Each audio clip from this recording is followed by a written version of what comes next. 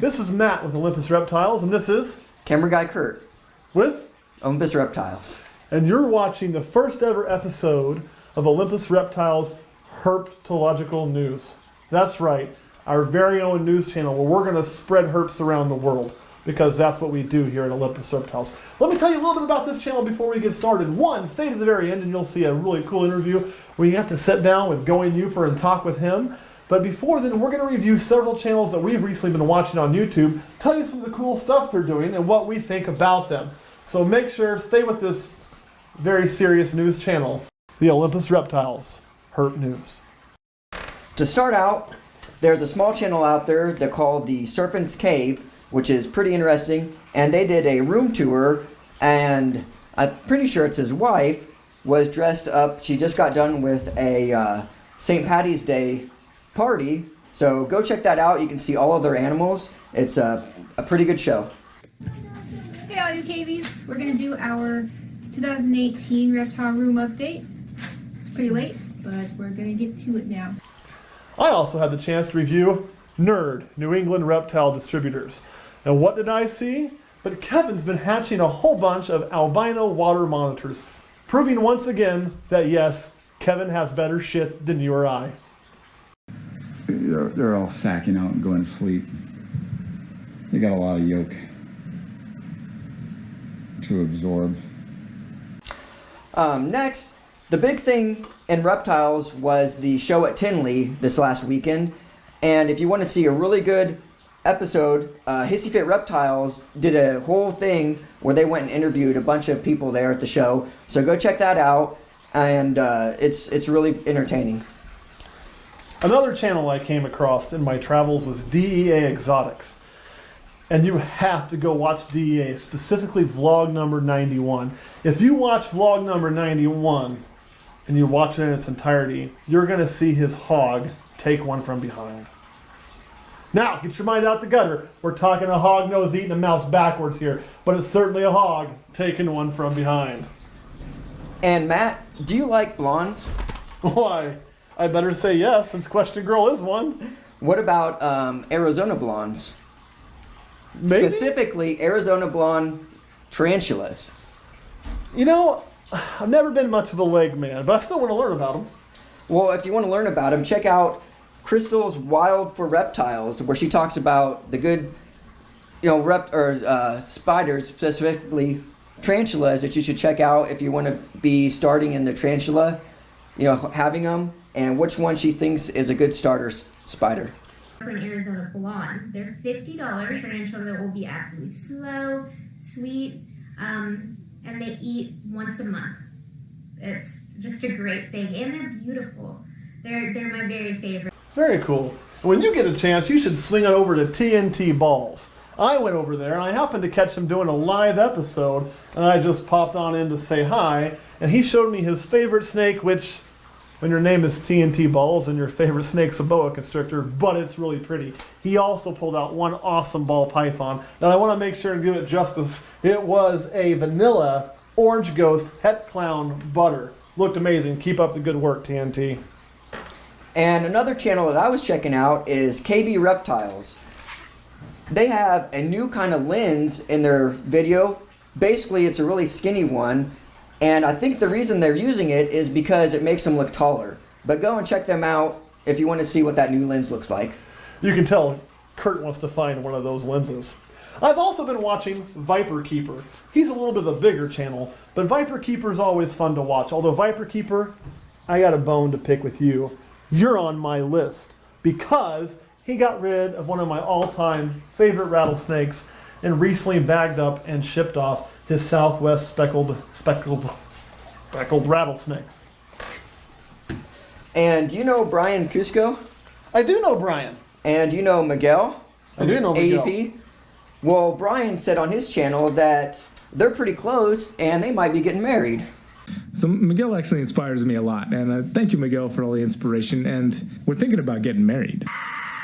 Well, let me be the first to say congratulations if that's the case. Yeah, we'll be both waiting for an invitation. Speaking of people we may know, how about Going Yooper? You're going to see him really quick here on an interview, but if you go check out his channel, he shows you an interesting way to save a little money making some cheap hides. Way to be cheap there, Going Yooper. Well, I think that's all I have. That's all I've got. Now let's get on to the interview. And remember, as you watch, think of some questions you want us to ask other breeders. Comment below, let us know what you think of this news show, and help us spread our herps all around the world. We're doing a game called 12 Questions. And every other episode, we're going to interview one person in the reptile hobby, and we're going to ask them 12 hard-hitting questions. And for our first interview we have with us today, live for us, recorded for you, it's Going Yooper. Going on, everybody? All right, are you ready? I am ready. This interview will be intense. I am ready, I think. I think. I wish I didn't give my hair and makeup guy the day off. I did too. It's terrible. So just so you guys at home know, the way this is always going to work, we'll have 4 questions we ask every person we interview. 4 standard questions. We're going to have 4 questions that are also specific to them. Specific. I can never say that word. There's also going to be 4 random questions. I encourage you to suggest questions at the end of this video. If we like your questions, they will go into the random question draw bucket. Here's the kicker. They don't have to have anything to do with reptiles. They don't have to have anything to do with anything. If I think it's funny and I like it, in the bucket it goes. So make sure in the comments and list some questions for us. Help us out. We thought of these while drinking last night. All right, let's get the interview started. First question. What has been your greatest failure in the reptile hobby? My greatest failure is that I didn't chase my dream. I was waiting for my dream to happen, and it never happened. And now I'm finally chasing my dream. I could have been years ahead of schedule if I would have just chased after my dream instead of just waiting for it to fall in my lap. So you say you didn't chase it. I mean, you've said you had this dream for a long time, and you just didn't take it by the horns, or what do you mean you were waiting for it? I always wanted to do this full time, and I just was like, this is what I want to do, and I was just waiting for my opportunity instead of going after the opportunity. I wasn't really pushing forward. I wasn't taking the time. I wasn't going after it, and over the last 5 years, I've actually gone after it. So what you're saying is chase it. Chase it, chase it. What you'd tell people? I'd agree with that.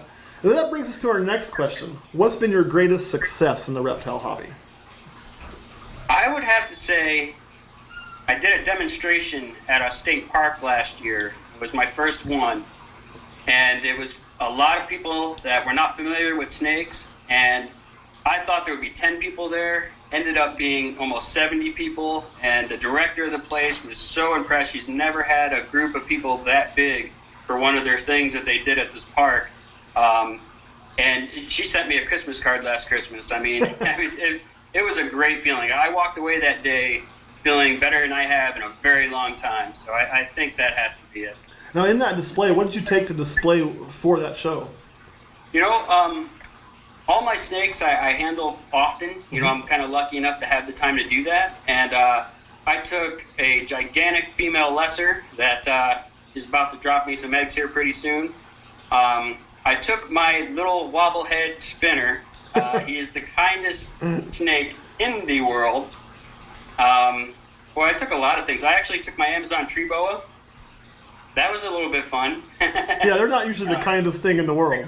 I kept him inside his enclosure, and I let them know if he gets out, I'm not jumping in to save anybody right away. It's going to take a minute. But I took quite a few snakes. I think I took about 8 or 9 snakes with me of different sizes. I took some normals and, a few different things, and I kind of explained, where that started, where they came from, Right. Isn't that so much fun getting to play with the kids and snakes? It was the best. Like, I'm right down the street from the school, and I've already heard that they're very interested in having me go over there, so yeah. I might be in front of a few hundred kids, which a little spooky, but I'm very excited for that to be a possibility here in the near future. Don't let it spook you out. Think of how many people see you when you do a YouTube video. Oh, yeah. Way more than those kids, right? So don't let it be spooky at all. It is. And what always amazes me when you get to do presentations like that, and we've gotten to do a few at high schools with genetic classes, is how quickly when it's a young person, those barriers break down. They start off, oh man, I'm scared of that, and then 10 minutes in, they're wanting to hold it, they're wanting to touch it. I love doing that, so I can understand that. So what got you started in the reptile hobby? Well, when I was about 15 years old, I was a Boy Scout, and out at the scout camp we had a lot of rat snakes, and this was in Florida, and we had a lot of rat snakes, and they didn't want them in the bathrooms where they like to hide for during the wintertime. They would go into the toilets up in the back of the tank, and I would be the one that would catch them, and I would bring them to a guy that had a serpentarium in our town, and ended up working with him all the time. He was breeding bluebirds, and back then it was albinos and normals. That was all there really was. And I just thought that it was so amazing that if you follow these simple rules, you can help create life. Right. And these amazing creatures. I was just fascinated with them, and been doing it on and off ever since. Right. And now in that, you just mentioned that in the beginning it was really normals and albinos, and now we're light years ahead of that, right? It's insane. So where do you see the industry going? I look at it like this. It is blowing up. Ball pythons is nothing like it was 20 years ago. I remember Tinley October, gigantic. Tinley March, This past March, packed. Tons of people. I mean, I think more and more people are getting into the hobby, and I don't find that to be really a bad thing. I really don't. I think it's just there's no end to it. I mean, new things are being created all the time. All the time. Right. All right, you ready for some of the questions specific to you? Yeah, shoot. All right. You recently talked about that you've rented a place to do your reptiles at. So I want to know what some of the good and some of the bad that comes with renting your own place for reptiles. The good is that I can start breeding my own rats. That's something, my wife loves snakes, did not want me to breed rats at the house. And so I was like, this is perfect. And plus, a small home, I have 3 boys. My oldest son's going to move out this summer, and my nephew and I was running out of room for snakes because, there's just too many people in the house. So I was like, this is perfect. I can actually start expanding, and I can keep going after my dream, and make it happen because I will have the room to grow. So that's the bonus. That's the plus. I would have to say the only negative that I had has turned into a positive, so I hope that doesn't mess this question up for you. But very small town. And when I first got in here just a few weeks ago, still got a lot of work to do, the town was a little bit shook. They were worried maybe that a snake was going to come through a toilet and strangle somebody. And it's kind of funny, but I don't blame them. If you don't know about something, it's easy to be afraid of something. So Yes. There's the talk around here. Quick example, sorry. A gentleman had a snake he bought from a pet chain, and it passed away. And the pet store in my southern town here said, well, I know a guy who breeds ball pythons. He called me up, and he works in another state, in Wisconsin. Yeah. And it was a big talk at his work about the snake guy and that he has 20-foot snakes. I don't have any 20-foot snakes. That's just how the story gets when it gets to another, that far down the line. But, so it was I was a little worried. They actually had a town council meeting about it, and they said he's perfectly okay to be here. And one of the council guys, I got really lucky here, he had a sister that bought a Burmese python, and her power went out for overnight for about 28 hours or so, and it passed away because it gets extremely cold here. We get, 30, 40 below is not too unheard of at times here. And it passed away, so he assured everybody there that it wouldn't last if it got out of that shop very long, Right. 2 days later, people were off, as you see, before we started this, people are coming to the door. It's nonstop. We probably will have somebody come to the door just because they want to see the snakes and learn about them. So it turned good. It's okay now. But that was probably the downfall of the shop. Rent's really cheap here, so that's not a big issue. A little nervous of doing this. You know what I mean? It's, you're getting into a place, you're taking on a lot of responsibility. So I guess the nerves and the fear of what the public's going to think were the downfall. Yeah, I can imagine too. You said rent's cheap, but I would imagine breeding your own rats is going to offset all the cost. I would guess. Yeah, I haven't started yet, but very hard to find rats around here too, matter of Yeah. fact. But I will be starting here probably around the first week of April, so I can actually start breeding my own food. Awesome. All right. This is one of camera guy Kurt's ideas. The name Going Yooper. Where does it come from? Well, we moved here about 4 years ago, actually. You gotta tell people where here From is. Southwest Florida. I'm sorry? You gotta tell people where here is. Oh, the Upper Peninsula of Michigan. That's not the mitten that you see that most people think of when they hear Michigan. It's actually above Wisconsin. So I'm about almost 200 miles north of Green Bay, Wisconsin. So, and that little bird-shaped thing that most people think is Canada. But we moved up here about 4 years ago. My wife's sister and brother-in-law passed away and left a young son behind. He knew us from Christmas cards and Christmas gifts, but he didn't really know us because we've been in Florida together for 18 years at that time. And we were able to adopt him, but we didn't want to take him away from the only family he actually had left and knew, so we felt it was best if we just move up here. Our kids are pretty stable, they're good grades, a lot better than I was in school, by the way.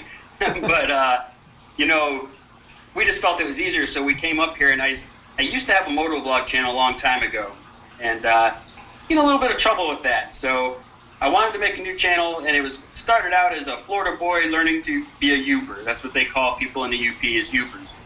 And it was going really slow, and my wife said, you know what, we paid off the house in 2.5 years, which was our goal, was our plan. And that's what sparked me to get this plan going. And she said, you got to get back into the snakes. You could really make a go of it now. This is when you could really do it, but you got to go after it, And so my channel kind of changed over into a snake thing because people love ball pythons, So They do. that's how it happened. That's where the name Going Yooper came from. All right. Now you mentioned adopting the nephew and moving to the Upper Peninsula. So with moving to the peninsula, and all of a sudden having a bigger family than you had before, along with reptiles as a hobby, how did all that come together? And what were some of the stresses in having all that change at once? It was great, actually. I mean, it's not great that what happened, but, we learned a lot from this situation. You know what I mean? And it brought my immediate family so close together. I would work 60 plus hours a week in Florida and never be home, miss all the games, miss everything. Right. Up here, we spend so much more time with each other as we live out in the middle of a national forest, so we got to spend so much time and we've all become so much tighter. And I think Eli has taught us a lot, really.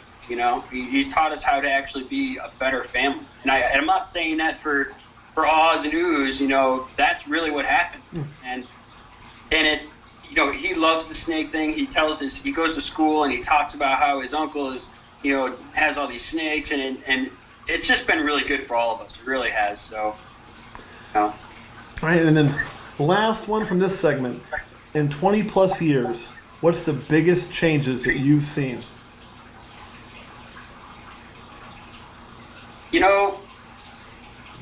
I hate to say this, but I've seen, back in the day, I remember being very competitive. The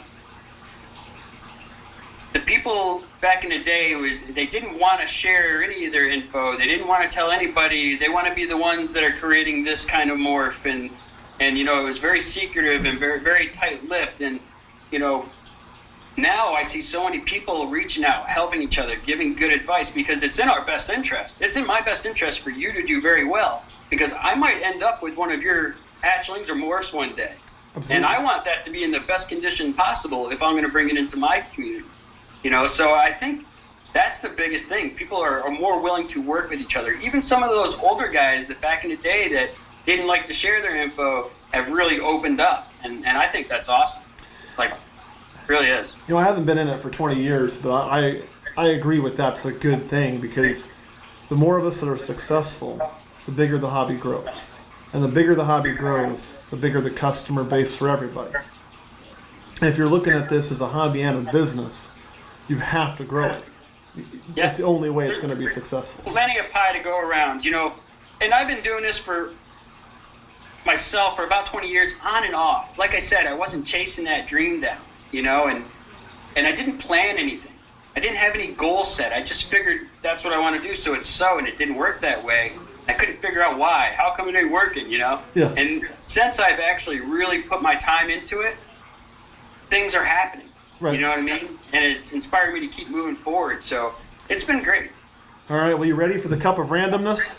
I hope so. This is what we come up with on nights of playing Cards Against Humanity and drinking way too much whiskey. The first one. Oh, great. Thanks, question girl. What advice would you give to someone with a receding hairline? I couldn't give much advice. One, wear a hat. That's why I usually have one on. There you go. All right, number 2. Oh, there we go. See what we got here. This is a good one. Would you rather get bit by a rattlesnake or ravaged by our Bigfoot? Rattlesnake. Yeah, I'll take the rattlesnake. I think I agree. Talk about that shifty eye. I take the rattlesnake. I've been around more rattlesnakes than I have Bigfoot, so. Yeah, we shouldn't have fed him. He stays around now. All right, number 3. This is an easy one. Your favorite restaurant in your hometown? Wow. Maybe it's not easy. Very few and far between. But the farmhouse over here, excellent. The diner and the bakery right next door to me, excellent. So the Stevenson Bakery, the Stevenson Diner, and the farmhouse. And I'm guessing by the size of the town, you've just promoted every restaurant there. Yes, we did just get a Subway, believe it or not. I mean, this freaked everybody out. And I'm a big Subway fan because I don't really do fast food, but I just had these for the first time. Excellent. Awesome. All right, last one, then you're off the hook. Oh, let's see what it is. Hopefully it's a good one. Oh, God, this is another question girl one. Are natural male enhancements worth the money?